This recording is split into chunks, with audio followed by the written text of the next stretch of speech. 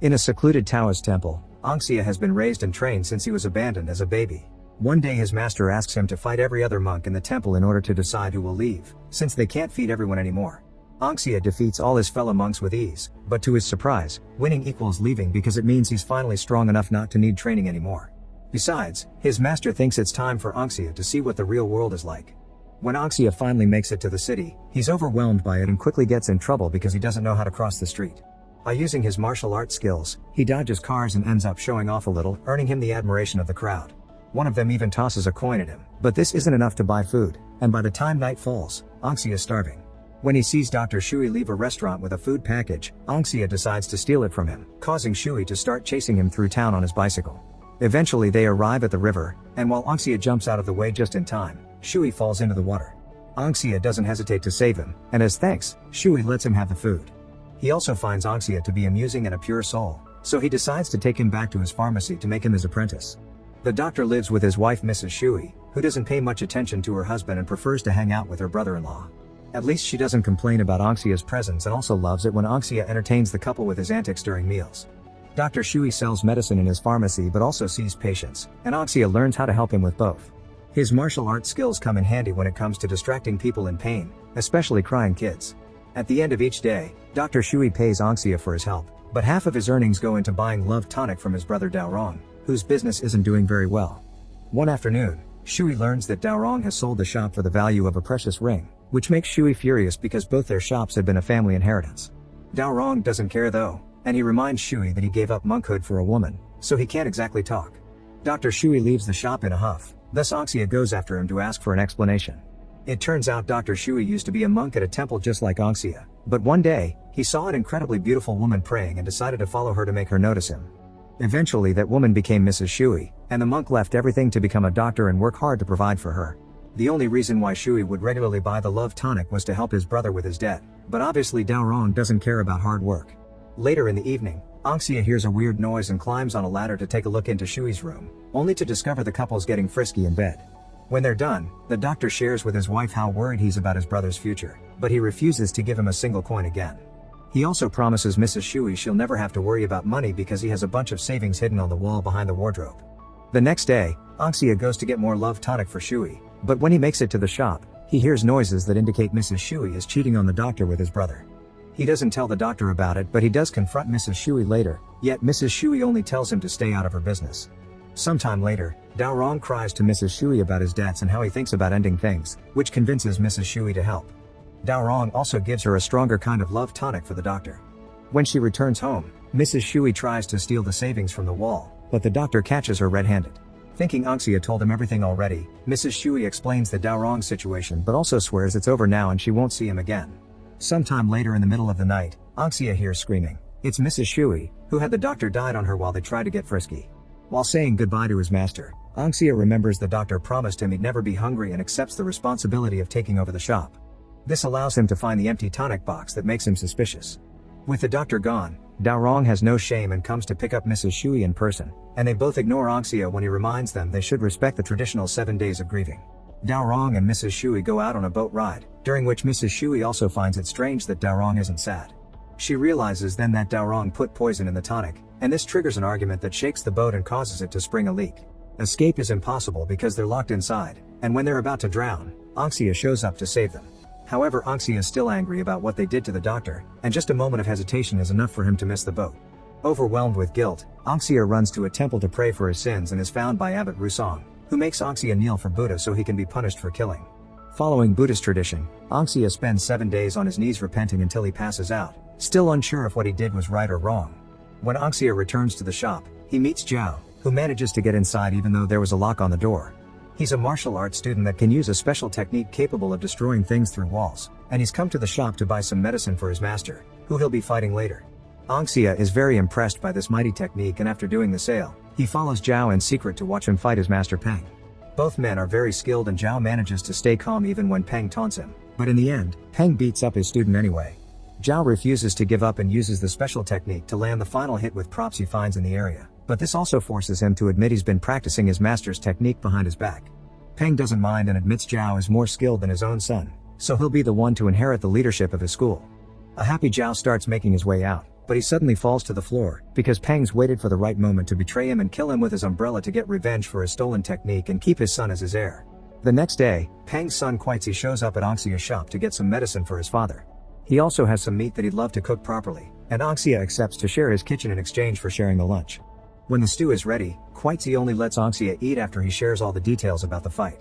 Things get weird when they realize the meat has a special poison that makes them hallucinate and their faces swell, and after Anxia sees the ghost of Mrs. Shui, he decides they should get drunk to forget. Since they don't have money, Anxia and Quitesy go to a temple to steal the donation box. Shu is the monk protecting the box and quickly gives them a lesson by beating them in a battle that ends with their heads against the ground. Quitesy runs away in fear, but Anxia stays to apologize and asks Shu to be his master, but Shu turns him down.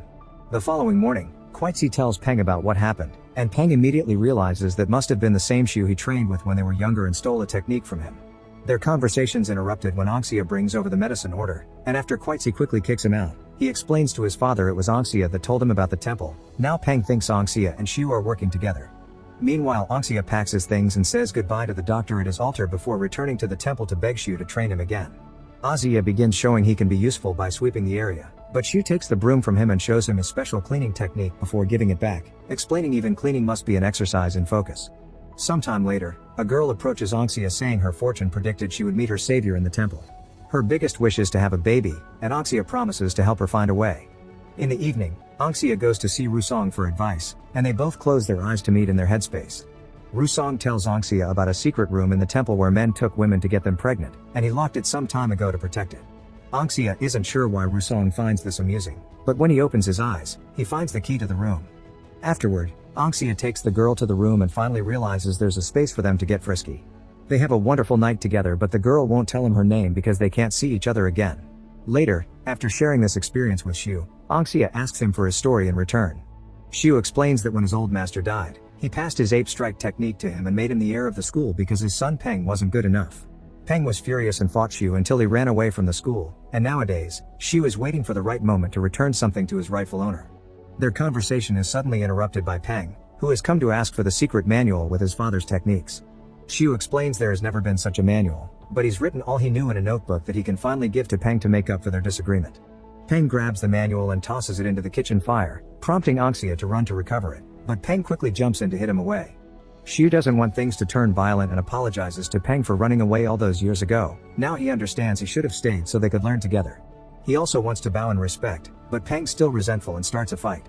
Their kung fu techniques destroy many parts of the temple, and Shu has to push Anxia out of the way multiple times to stop Peng from attacking him too. Seeing Shu move so fast to take his student outside makes Peng drop the fight and leave the temple, but as soon as the doors close, he reveals he was just pretending and uses his special technique to attack through the wall.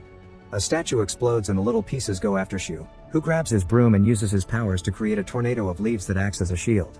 Peng thinks he won and comes back inside to check, prompting Shu to jump on him and restart the fight. When Peng is about to use his special technique again, Shu notices the full moon is out and uses its energy to control the water from a fountain and push his enemy back. Peng's attack isn't completely cancelled though, instead it makes the stream break in two and hit both men at the same time. Peng uses the chance to escape, but he passes out as soon as he makes it home. Quitesy rushes to look for medicine in the drawers and finds a gun next to it. Now the memory of the weapon won't leave his mind while he takes care of his father. Meanwhile, Anxia finally convinces Shu to teach him his techniques, although for now they start with the theory behind the forces of nature. As thanks, Anxia reveals he did rescue the notebook from the fire and returns it to Shu. Later when Anxia is in bed, he hears a couple of gunshots echoing in the temple and he runs outside only to discover Shu has been shot. A dying Shu wishes to see someone named Cha one last time and give him the notebook, but Anxia doesn't know who that is and takes Shu to see Rusong instead. The monk teaches Shu that this is the result of karma, and now that Shu finally understands how the cycle has closed, his soul leaves in peace after seeing his friend Cha in his heart. Meanwhile, Peng wakes up to discover it was his son that shot Shu.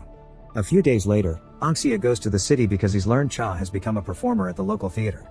After the show is over, Anxia tells Cha what happened, but even when Cha visits the temple and sees the bloodstained clothes he refuses to believe it, especially since Shu never took students before.